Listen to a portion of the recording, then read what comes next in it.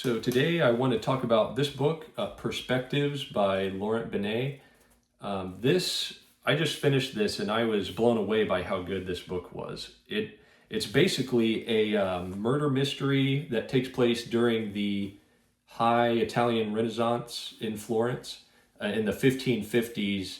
And a lot of the real historical figures have a role in this book, like Michelangelo and Raphael, Giorgio Vasari. They're all in this book, and it's fascinating. So, what this is about is an artist, a renowned artist working in Florence at the time, is murdered. Jacopo da Pontormo. He's murdered in his own studio, and there's this controversial painting that's discovered in his studio when the officials go to his house. I think he has an attic apartment, and they find a painting of Cupid and Venus together. And Venus's face is replaced by Maria de Medici's face, the daughter of the Duke of Florence. So the most powerful man in Florence, his daughter, is wrapped up in this controversy. And we kind of, as the readers, we kind of get this sense that Pontormo was clued into this immoral plot that Cosimo, the Duke, had to marry off his own daughter, Maria, for purely his own political purposes, his own political agenda. And so there's this figure, Giorgio Vasari, who is investigating the murder. And now Giorgio Vasari is most well known for writing this book, The Lives of the Artists. And Vasari is a well-known artist in his own right, and he's working on behalf of the Duke of Florence to solve this murder and kind of also address this controversy with this painting. And so Vasari is corresponding with Michelangelo himself, the master. Now Michelangelo this is the 1550s, and it's near the end of Michelangelo's life. He's living in exile of sorts in Rome. And Giorgio Vasari is corresponding with him and several other people trying to solve this murder. And the murder victim, Pontormo, he's also in his mature period. He was an artist that kind of came up with Michelangelo himself. He was a cohort of sorts with Michelangelo.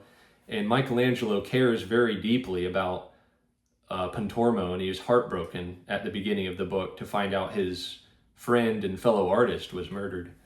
And so we're following this murder investigation by Vasari, and there's this other kind of parallel plot going on with this figure, another real historical figure, Benvenuto Cellini. And Cellini is working on behalf of a rival group, specifically the Queen of France, who is also a Medici. And Cellini is trying to get ahead of this controversy with this painting, and Cellini is concerned with confiscating this painting and bringing it back, getting it to a safe place, and that's his number one concern. And he's working on behalf of these kind of in the dark on his own, and only him and a couple other people he corresponds with knows what's going on. And that, I think Cellini, that character is really where Laurent Binet's prose comes to life. Cellini is brilliantly written in this book, and he is such a despicable character, and he goes to incredible lengths to just accomplish his own goals, and lying and thievery and all these horrible things, and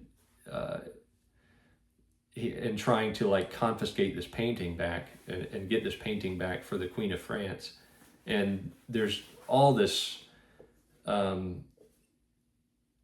there's all these spinning plates going on in the book, but the main conflict is between Cellini and these other figures in Florence. And the book is written with these correspondence letters. So like every chapter is basically one of these letters that's going back and forth between Vasari to someone else or Cellini to someone else. And even Michelangelo is in here as well. And by the end of the book, I was just completely fascinated. And even by like the last 70 or 80 pages of this book, it turns into like a full-blown thriller, and you can't wait to get to the last page. I was just burning through the last few chapters of this.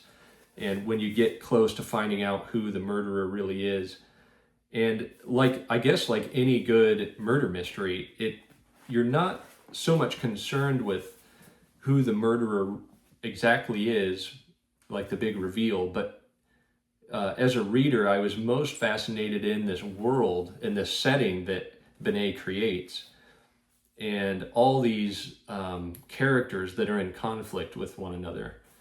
And it's kind of a unique novel in the way that the characters that are struggling against each other, they don't necessarily, they don't know who they're working against, because there's all this secrecy going on.